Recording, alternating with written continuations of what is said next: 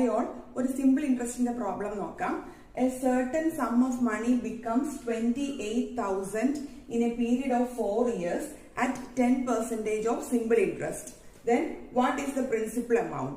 Simple interest എന്നുള്ള ഒരു കാര്യം കേൾക്കുമ്പോൾ തന്നെ നമുക്ക് എല്ലാവർക്കും അറിയാവുന്ന ഫോർമുലയാണ് SI, which is simple interest is equal to PNR by 100.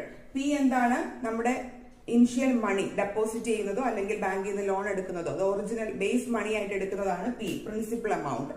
N is the number of years, എത്ര വർഷത്തേക്ക് നമ്മൾ ഇത് ബാങ്കിൽ ഇടുന്നു അല്ലെങ്കിൽ എത്ര വർഷത്തേക്ക് ലോൺ എടുക്കുന്നു അതുപോലെ.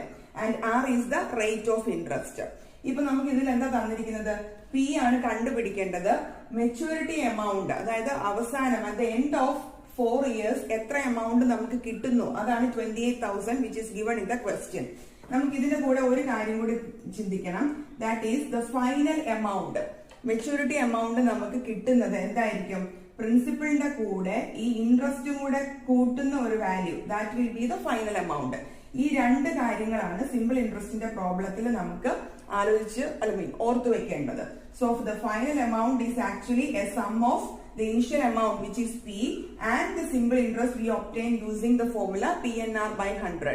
അങ്ങനെയാണെങ്കിൽ ഇവിടെ നോക്കിക്കേ, 28,000 is the final amount. So I can write it as 28,000 is equal to P, we don't know, plus SI. SI എത്രയാണെന്ന് നമുക്ക് അറിയത്തില്ല. അങ്ങനെയാണെങ്കിൽ SI എന്ന് പറഞ്ഞാൽ എന്താണ്? From this formula SI is actually 28,000 minus P ആണല്ലോ.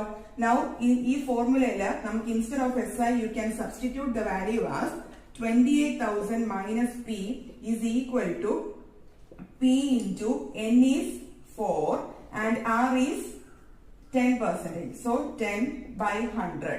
This 10 and 100 get cancelled. 4 and 10 ഇവിടെ 2 വരും, ഇവിടെ 5 വരും. അങ്ങനെയാകുമ്പോൾ this is equal to 2P by 5. ഇനി ഒന്ന് ക്രോസ് മൾട്ടിപ്ലൈ ചെയ്താലോ? 5 into 28,000 minus P is equal to 2P. അങ്ങനെയാണെങ്കിൽ ഇത് മൾട്ടിപ്ലൈ ചെയ്തേ, ബ്രാക്കറ്റ് ഓപ്പൺ ചെയ്യാം. 8 into 5 40, 4 remainder, so 5 into 2 10, 14.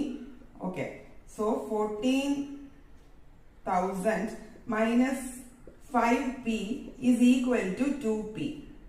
അങ്ങനെയാണെങ്കിൽ ഈ 5P അപ്പുറത്തേക്ക് കൊണ്ടുപോയി കഴിഞ്ഞാൽ 7P is equal to 140,000. So P is equal to എത്രയാണ്? ഇത് ക്യാൻസൽ ആവും, 2 വരും. So 20,000 is the value of the principal amount which is P. So എപ്പോഴും ഓർക്കേണ്ടത് simple interest is equal to PNR by 100 and